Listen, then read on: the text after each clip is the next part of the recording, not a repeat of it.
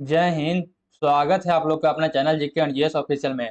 आज के वीडियो में हम लोग देखेंगे फिजिक्स के ध्वनि चैप्टर से एग्जाम में जितने भी तरह का क्वेश्चन आते हैं उन सारे क्वेश्चन को इस वीडियो में हम लोग कवर करेंगे। अगर आप भी किसी भी कॉम्पिटेटिव एग्जाम की तैयारी करते हैं तो इस वीडियो को शुरू से लेकर अंत तक जरूर देखिएगा। ये आपके लिए बहुत ही हेल्पफुल होगा। अगर इस चैप्टर का पार्ट 1 नहीं देखे हैं तो वीडियो के डिस्क्रिप्शन में लिंक मिल जाएगा, वहां से जाके देख लीजिए। तो ये करते हैं शुरू। स्पष्ट प्रतिध्वनि सुनने के लिए परावर्तक तल और ध्वनि स्रोत के बीच न्यूनतम दूरी होनी चाहिए। प्रतिध्वनि सुनने के लिए परावर्तक तल एवं ध्वनि स्रोत के बीच न्यूनतम दूरी होनी चाहिए। तो न्यूनतम दूरी होनी चाहिए 17 मीटर। ऑप्शन नंबर 20 का सही उत्तर हो जाएगा, 17 मीटर होना चाहिए। फिर नेक्स्ट है, रडार की कार्य प्रणाली निम्न सिद्धांत पर आधारित होती है। रडार की कार्य प्रणाली निम्न सिद्धांत पर आधारित होती है। तो ये होती है ऑप्शन नंबर बी, रेडियो तरंगों का परावर्तन पर आधारित। ऑप्शन नंबर 20 का सही उत्तर हो जाएगा। फिर नेक्स्ट है, किसी प्रतिध्वनि को सुनने के लिए मूल आवाज और प्रतिध्वनि के बीच का समय अंतराल क्या होना चाहिए। किसी प्रतिध्वनि को सुनने के लिए मूल आवाज और प्रतिध्वनि के बीच का समय अंतराल क्या होना चाहिए। तो इसका सही उत्तर हो जाएगा ऑप्शन नंबर सी, 1/10 सेकंड से अधिक। ऑप्शन नंबर सी इसका सही उत्तर हो जाएगा, 1/10 सेकंड से अधिक। फिर नेक्स्ट है, अच्छे ऑडिटोरियम की दीवारें अच्छी ऑडिटोरियम की दीवारें, छत और फर्श किसी रेशेदार पदार्थ, कालीन, ग्लास, फाइबर आदि से ढके रहते हैं। इसका उद्देश्य है, किसी ऑडिटोरियम की दीवार, छत और फर्श किसी रेशेदार पदार्थ, कालीन, ग्लास, फाइबर आदि से ढके रहते हैं। इसका उद्देश्य क्या है। इसका सही उत्तर हो जाएगा, इसका उद्देश्य है ध्वनि का अवशोषण करके प्रतिध्वनि को रोकना। ऑप्शन नंबर डी इसका सही उत्तर हो जाएगा, ध्वनि को अवशोषण करके प्रतिध्वनि को रोकना। ऑप्शन नंबर डी इसका सही उत्तर हो जाएगा। फिर नेक्स्ट है, ध्वनि का प्रभाव मानव के कान में कितने समय तक रहता है। ध्वनि का प्रभाव मानव के कान में कितने समय तक रहता है। तो इसका सही उत्तर हो जाएगा 1/10 सेकंड तक। ऑप्शन नंबर बी इसका सही उत्तर हो जाएगा, 1/10 सेकंड तक रहता है। फिर नेक्स्ट है, ध्वनि तरंग किसके कारण प्रतिध्वनि उत्पन्न करते हैं। ध्वनि तरंगे किसके कारण प्रतिध्वनि उत्पन्न करते हैं। तो इसका सही उत्तर हो जाएगा ऑप्शन नंबर सी, परावर्तन के कारण। ऑप्शन नंबर सी इसका सही उत्तर हो जाएगा, परावर्तन के कारण ध्वनि तरंगे प्रतिध्वनि उत्पन्न करते हैं। फिर नेक्स्ट है, एक व्यक्ति को अपनी प्रतिध्वनि सुनने के लिए परावर्तक तल से कितनी दूर खड़ा रहना चाहिए। एक व्यक्ति को अपनी प्रतिध्वनि सुनने के लिए परावर्तक तल को कितने दूर खड़ा रहना चाहिए, फीट में पूछ रहा है। तो उसको खड़ा रहना चाहिए 56 फीट पर। ऑप्शन नंबर 20 का सही उत्तर हो जाएगा 56 फीट पर। फिर नेक्स्ट है, स्टेथोस्कोप ध्वनि के किस सिद्धांत पर कार्य करता है। स्टेथोस्कोप ध्वनि के किस सिद्धांत पर कार्य करता है। तो इसका सही उत्तर हो जाएगा ऑप्शन नंबर ए, परावर्तन पर। ऑप्शन नंबर ए इसका सही उत्तर हो जाएगा, परावर्तन पर कार्य करता है स्टेथोस्कोप। फिर नेक्स्ट है, प्रतिध्वनि तरंगों खाली जगह के कारण उत्पन्न होता है। प्रतिध्वनि तरंगों किसके कारण उत्पन्न होती है। तो इसका सही उत्तर हो जाएगा ऑप्शन नंबर सी, परावर्तन के कारण प्रतिध्वनि तरंगें उत्पन्न होती है। फिर नेक्स्ट है, सोनार अधिकांशतः प्रयोग में लाया जाता है। सोनार अधिकांशतः प्रयोग में लाया जाता है। तो सोनार अधिकांश प्रयोग में लाया जाता है नौ संचालकों द्वारा। ऑप्शन नंबर डी इसका सही उत्तर हो जाएगा, नौ संचालकों द्वारा। फिर नेक्स्ट है, अनुरणन काल तथा हॉल के आयतन के बीच संबंध का प्रतिपादन किया है। अनुरणन काल तथा हॉल के आयतन के बीच संबंध का प्रतिपादन किया है। तो ये प्रतिपादन किया है सेबिन ने। ऑप्शन नंबर सी इसका सही उत्तर हो जाएगा, सेबिन ने अनुरणन काल तथा हॉल के आयतन के बीच संबंध का प्रतिपादन किया है। तो ये किया है सेबिन ने। फिर नेक्स्ट है, गुंजहीन हॉल का अनुरणन काल होता है। गुंजहीन हॉल का अनुरणन काल होता है। तो इसका सही उत्तर हो जाएगा option A, 0 second. Option A इसका सही उत्तर हो जाएगा, 0 सेकंड। फिर नेक्स्ट है, जब सेना पुल को पार करती है तो सैनिक को कदम से कदम मिलाकर न चलने का निर्देश दिया जाता है, क्योंकि जब सेना पुल को पार करती है तो सैनिक को कदम से कदम मिलाकर न चलने का निर्देश दिया जाता है, क्योंकि क्योंकि पैरों से उत्पन्न ध्वनि के अनुनाद के कारण पुल टूटने का खतरा है। ऑप्शन नंबर 20 का सही उत्तर हो जाएगा, पैरों से उत्पन्न ध्वनि के अनुनाद के कारण पुल टूटने का खतरा रहता है। ऑप्शन नंबर 20 का सही उत्तर हो जाएगा। फिर नेक्स्ट है, हम रेडियो की हम रेडियो को घुंडी घुमाकर विभिन्न स्टेशनों के कार्यक्रम सुनते हैं, यह संभव है। हम रेडियो की घुंडी घुमाकर विभिन्न स्टेशनों के कार्यक्रम सुनते हैं, यह संभव है। तो यह संभव है अनुनाद के कारण। ऑप्शन नंबर ए इसका सही उत्तर हो जाएगा, अनुनाद के कारण सुनते हैं। फिर नेक्स्ट है, कहा जाता है कि जब तानसेन गाता था तो खिड़की के कांच या कांच के गिलास के टुकड़े हो जाते थे। यदि ऐसा संभव भी हो तो वह ध्वनि के किस गुण के कारण होता था? कहा जाता कहा जाता है कि जब तानसेन गाता था तो खिड़की के कांच या कांच के गिलास के टुकड़े टुकड़े हो जाते थे। यदि ऐसा संभव भी हो तो वह ध्वनि के किस गुण के कारण होगा? तो इसका सही उत्तर हो जाएगा ऑप्शन नंबर सी, अनुनाद। अनुनाद के कारण। ऑप्शन नंबर सी इसका सही उत्तर हो जाएगा, अनुनाद के कारण। फिर नेक्स्ट है, जब हम जल के नीचे सुराही भरने के लिए रखते हैं तो जैसे जैसे सुराही भरती जाती है वैसे वैसे हमें विशेष प्रकार की ध्वनि सुनाई देती है, इसका कारण क्या है? जब हम जल के नीचे सुराही भरने के लिए रखते हैं तो जैसे जैसे सुराही भरती जाती है वैसे वैसे हमें विशेष प्रकार की ध्वनि सुनाई देती है, इसका कारण क्या है? इसका सही उत्तर हो जाएगा, इसका कारण है अनुनाद। ऑप्शन सी इसका सही उत्तर हो जाएगा, इसका कारण है अनुनाद। अनुनाद मतलब कंपन होता है। फिर नेक्स्ट है, रेडियो को समस्वरण स्टेशन उदाहरण है। रेडियो को समस्वरण स्टेशन उदाहरण है, तो इसका सही उत्तर हो जाएगा ऑप्शन नंबर बी, अनुनाद। ऑप्शन नंबर 20 का सही उत्तर हो जाएगा, रेडियो का समस्वरण स्टेशन उदाहरण है अनुनाद का। ऑप्शन नंबर 20 का सही उत्तर हो जाएगा। फिर नेक्स्ट है, जब किसी स्थान पर दो लाउड स्पीकर साथ साथ बजते हैं तो किसी स्थान विशेष पर बैठे श्रोता को इनकी ध्वनि नहीं सुनाई देती है, इसका कारण है।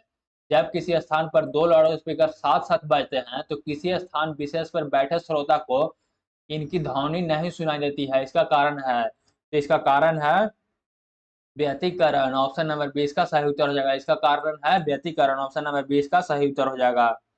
फिर नेक्स्ट है, फिर नेक्स्ट है,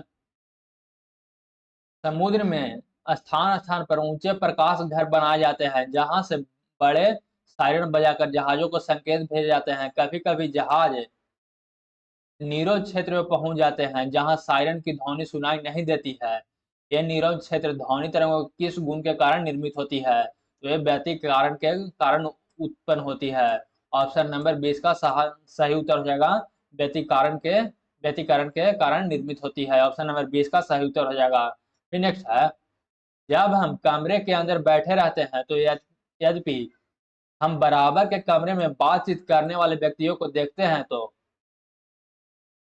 तो नहीं, परंतु उनकी आवाज अवश्य सुन लेते हैं। ध्वनि का इसका कारण ध्वनि का कौन सा है? जब हम कमरे के अंदर बैठे रहते हैं तो यद्यपि हम बराबर के कमरे में बातचीत करने वाले व्यक्ति को देखते तो नहीं है, परंतु उनकी आवाज अवश्य सुन लेते हैं। इसका कारण है ध्वनि का तो इसका कारण है ध्वनि का विवर्तन। ऑप्शन नंबर डी इसका सही उत्तर हो जाएगा, इसका कारण है ध्वनि का विवर्तन के कारण। फिर नेक्स्ट है, किसी ध्वनि स्रोत की आवृत्ति में होने वाले उतार चढ़ाव को कहते हैं। किसी ध्वनि स्रोत की आवृत्ति में होने वाले उतार चढ़ाव को कहते हैं, तो इसे कहते हैं हम लोग डॉपलर प्रभाव। ऑप्शन नंबर 20 का सही उत्तर हो जाएगा, डॉपलर प्रभाव। अगर ये वीडियो आप लोग को अच्छा लग रहा है तो वीडियो को लाइक कर लीजिएगा। अगर चैनल पर पहली बार है तो चैनल को सब्सक्राइब जरूर कर लीजिएगा। फिर नेक्स्ट है, डॉपलर प्रभाव संबंधित है। डॉपलर प्रभाव संबंधित है तो डॉपलर प्रभाव संबंधित है ध्वनि से। ऑप्शन नंबर ए इसका सही उत्तर हो जाएगा, डॉपलर प्रभाव संबंधित है ध्वनि से।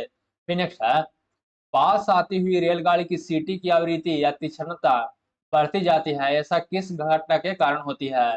पास आती हुई रेलगाड़ी की सीटी की आवृत्ति या तीक्ष्णता बढ़ती जाती है, ऐसा किस घटना के कारण होती है? तो इसका सही उत्तर हो जाएगा ऑप्शन बी, डॉपलर प्रभाव के कारण। ऑप्शन बी इसका सही उत्तर हो जाएगा, डॉपलर प्रभाव के कारण ऐसा होता है। फिर नेक्स्ट है, आर्द्र वायु में ध्वनि का वेग शुष्क वायु की तुलना में अधिक होती है, क्योंकि आर्द्र वायु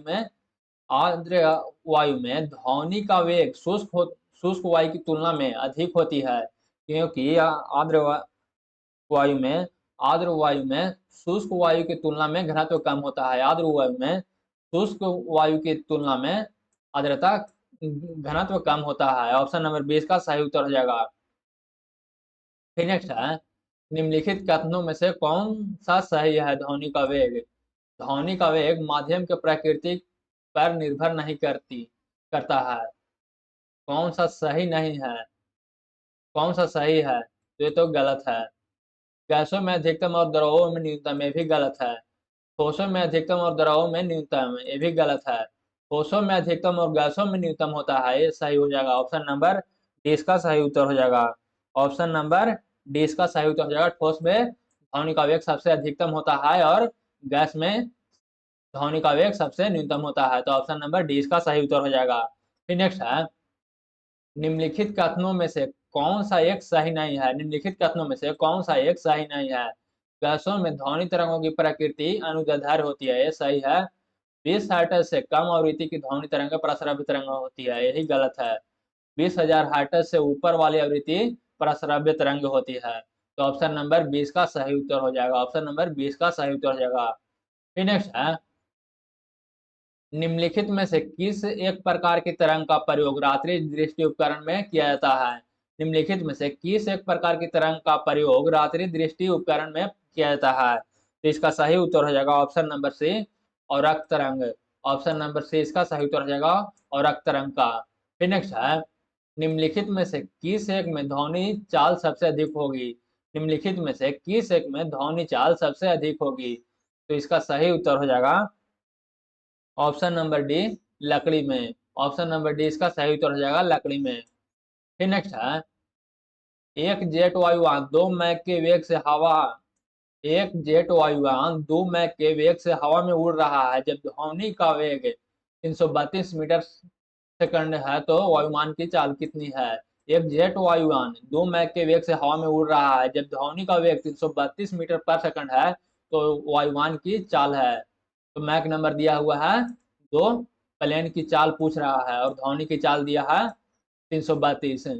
तो 2 यहाँ दिया हुआ है, 332 यहाँ दिया हुआ है। दोनों तिरछा तिरछा गुना होगा तो 264 मीटर पर सेकंड हो जाएगा। तो ऑप्शन नंबर डी इसका सही उत्तर हो जाएगा। फिर नेक्स्ट है, मैक नंबर का फॉर्मूला होता है प्लेन की चाल बटे ध्वनि की चाल। फिर नेक्स्ट है, लगभग 20 डिग्री सेल्सियस के तापक्रम पर किस माध्यम में ध्वनि की गति अधिकतम होगी? लगभग 20 डिग्री सेल्सियस के तापक्रम पर किस माध्यम में ध्वनि की गति अधिकतम होगी? तो इसका सही उत्तर हो जाएगा ऑप्शन नंबर डी, लोहा में। ऑप्शन नंबर डी इसका सही उत्तर हो जाएगा, लोहा में। फिर नेक्स्ट है,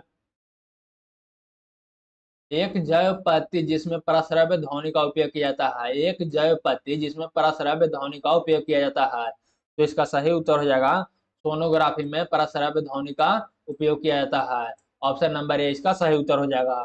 फिर नेक्स्ट है, कौन सी तरंगे शून्य से संचरण नहीं कर सकती? कौन सी तरंगे शून्य में संचरण नहीं कर सकती? तो इसका सही उत्तर हो जाएगा ऑप्शन सी, ध्वनि। ऑप्शन सी इसका सही उत्तर हो जाएगा, ध्वनि शून्य में संचरण नहीं कर सकती है। फिर नेक्स्ट है, यदि यूए, यूडब्ल्यू तथा यूएस क्रमशः वायु, जल एवं इस्पात में ध्वनि का वेग हो, तो सबसे ज्यादा ध्वनि का वेग इस्पात में ध्वनि का वेग हो, तो सबसे ज्यादा इस्पात में ध्वनि का वेग होगा, उसके बाद होगा जल में, उसके बाद होगा सबसे कम होगा वायु में। सबसे ज्यादा इस्पात में होगा ध्वनि का वेग, उसके बाद होगा वाटर में, उसके बाद होगा एयर में यानी हवा में। तो ऑप्शन नंबर ए इसका सही उत्तर हो जाएगा। फिर नेक्स्ट है, ध्वनि तरंगे किस माध्यम में नहीं चल सकती? ध्वनि तरंगे किस माध्यम में नहीं चल सकती? तो इसका सही उत्तर हो जाएगा ऑप्शन डी, निर्वात में ध्वनि तरंगे नहीं चल सकती है। ऑप्शन नंबर डी इसका सही उत्तर हो जाएगा। फिर नेक्स्ट है, वह उपकरण जो ध्वनि तरंगों की पहचान तथा रिजु रेखन के लिए प्रयुक्त होता है, क्या कहलाता है? वह उपकरण जो ध्वनि तरंगों की पहचान तथा रिजु रेखन के लिए प्रयुक्त होता है, क्या कहलाता है? तो इसका सही उत्तर हो जाएगा, कहलाता है सोनार। ऑप्शन बी इसका सही उत्तर हो जाएगा, सोनार कहलाता है। फिर नेक्स्ट है, श्रव्य ध्वनि तरंगों की तुलना में पराश्रव्य तरंगे, श्रव्य ध्वनि तरंगों की तुलना में पराश्रव्य तरंगे उच्चतर आवृत्ति की होती है। ऑप्शन नंबर बी इसका सही उत्तर हो जाएगा, उच्चतम आवृत्ति की होती है। श्रव्य ध्वनि तरंगों की तुलना में पराश्रव्य तरंग उच्चतम आवृत्ति की होती है। ऑप्शन नंबर 20 का सही उत्तर हो जाएगा। फिर नेक्स्ट है, इसको साउंडिंग प्रयोग होता है, इको साउंडिंग प्रयोग होते हैं, इको साउंडिंग प्रयोग होते हैं। तो इसका सही उत्तर हो जाएगा, इको साउंडिंग प्रयोग होता है समुद्र की गहराई मापने के लिए। ऑप्शन नंबर सी इसका सही उत्तर हो जाएगा, इको साउंडिंग प्रयोग होता है समुद्र की गहराई मापने के लिए।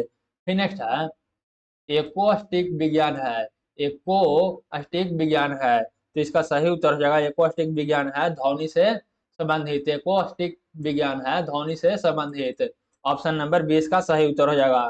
फिर नेक्स्ट है, मनुष्य के लिए मानक ध्वनि स्वर है, मनुष्य के लिए मानक ध्वनि स्वर है, मनुष्य के लिए मानक ध्वनि स्तर है, तो यह है 60 डेसिबल। ऑप्शन नंबर 20 का सही उत्तर है, ध्वनि के लिए मानक ध्वनि स्तर है 60 डेसिबल। फिर नेक्स्ट है, निम्न जो वस्तुओं को पता लगाने के लिए प्रयुक्त किए जाने वाले उपकरण को कहते हैं, निम्न जो वस्तुओं को पता लगाने के लिए प्रयुक्त किए जाने वाले उपकरण को कहते हैं, तो इसे कहते हैं सोनार। ऑप्शन नंबर 20 का सही उत्तर हो जाएगा, सोनार कहते हैं। फिर नेक्स्ट है, मेघ गर्जना सुनने पर व्यक्ति अपना मुंह खोलता है, मेघ गर्जना सुनने पर व्यक्ति अपना मुंह खोलता है जिससे कि दोनों कानों के कर्ण पटल पर वायु के दाब को बराबर करने के लिए। मेघ गर्जन सुनने पर व्यक्ति अपना मुंह खोलता है जिससे कि दोनों कानों के कर्ण पटल पर वायु के दाब का बराबर बराबर करने के लिए। ऑप्शन नंबर 20 का सही उत्तर हो जाएगा। फिर नेक्स्ट है, वायु के तापमान में परिवर्तन से ध्वनि का निम्नलिखित में से कौन सा गुण प्रभावित होगा? वायु के तापमान में परिवर्तन से ध्वनि का निम्नलिखित में से कौन सा गुण प्रभावित होता है? तो इसका सही उत्तर हो जाएगा ऑप्शन नंबर सी, आवृत्ति। ऑप्शन नंबर सी इसका सही उत्तर हो जाएगा, आवृत्ति प्रभावित होगा।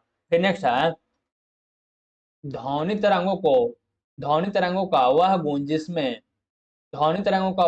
जिससे ध्वनि का तरत्व निर्धारित होता है, वह है ध्वनिका की।